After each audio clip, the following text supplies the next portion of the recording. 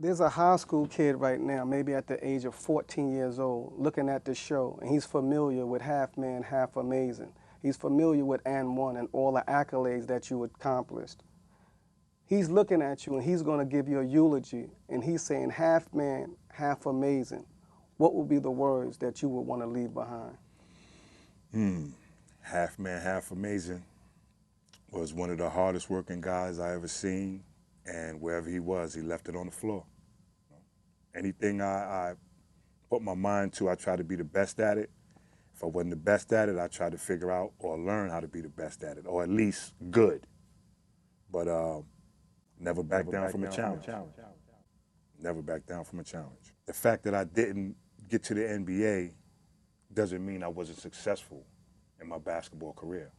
If I told you a story of a guy that grew up in a time where going to college wasn't so important, where the secrets of the maze of making it to the NBA wasn't known or shared by many, a basketball player slightly out of position but made the best of what he had to survive in an unfriendly environment, you'd say, JC, why you keep telling us the same story?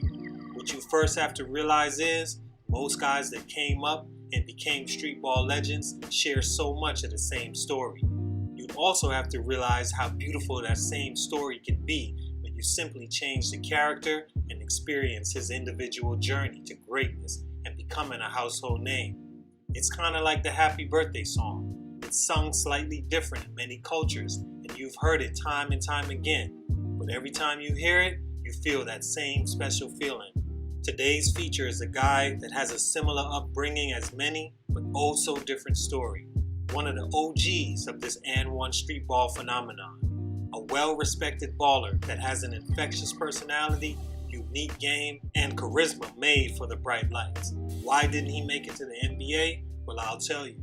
Salute to Hitman X, UGK Money, Westside Youngin, and many more for this request. Anthony Hayward, Brooklyn, New York, aka Half Man, Half Amazing. It's your boy JC Stunning Growth. Let's get it, man. Brooklyn native, Anthony actually grew up a baseball first guy that had dreams of playing the field until one day he grew too tall to fit his baseball jersey and was forced to go the basketball route. While walking by a park on a sunny New York day, standing 6'2", while everyone else his age was about 5'8", a friend stopped Anthony and asked, "Yo, you hoop?" "Nah," Hayward replied. The friend then said, "Nigga, your tall ass is bugging. Roll with me. We headed to the park. You can run with us." And from there, a street ball legend was born. But all wasn't no look passes and nothing but net. By his own account, Anthony was trash in high school, to put it frankly, an admitted late bloomer. He would play 2 unimpressive years with the expectations of then moving on to the workforce with the rest of the Brooklyn folk. But the basketball gods had other plans. Stunt number 1, no plan for the future is a plan for no future. Unless you're as lucky as a young Hayward. His future mentor, Les Pilgrim, approached the young Mr. Amazing and asked him if he had plans for college and his basketball life.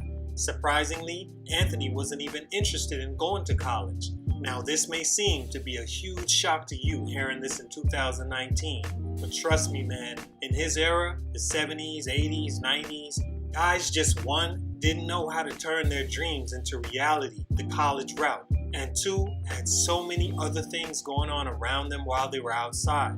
In today's world, kids are glued to smartphones, people in general. I like to call them smart dumb phones because it literally has you lost to the world. You would walk right off a cliff if the right person sends you a DM. But one positive of social media today is that it has kids really thinking about their future because they all want that blue check. They all want to be sitting on top of their Benz truck on IG like John Wall, or dropping albums and playing in the league like Dame Dollar, while everyone watches closely. And so many young ballers are paying attention to how to get there. They also have so many more examples to follow. Half Man didn't even have half that. So his answer to Les was simple. Nope, wasn't even interested. Pilgrim offered him a chance to go to a Division III school, Pratt Institute, which he accepted. Went on to star there, and that propelled him to a solid overseas and semi-pro career. Had he been more serious earlier with a plan for his future, who knows what could have happened. Stunt number 2, hard work, skill, plus perfect timing. The last one being the most important. There's many examples of basketball players that were good enough that simply missed their opportune window and it led them down the road they are. Edwards was simply too far behind to catch that bus to the league. Being a late bloomer in high school, not going to a big-time program, which was important in those days, and then finally being beyond his opportune age when he did achieve stardom in 2001. Hayward joined on to start the N1 mixtape tours with Main Event, but was by then an aged veteran that traveled the world overseas hooping. This put him in a position where he just didn't have a real shot at it. Anthony would go on to play and put out 9 mixtapes for N1, where he'd earn his name by dunking on a guy much bigger than him, which prompted Duke Tango to yell, "Ooh, baby, he can't be real. He's half man, half amazing." Always in the role of the Dalai Lama, the OG, the glue to everything that was happening on those tours from my perspective.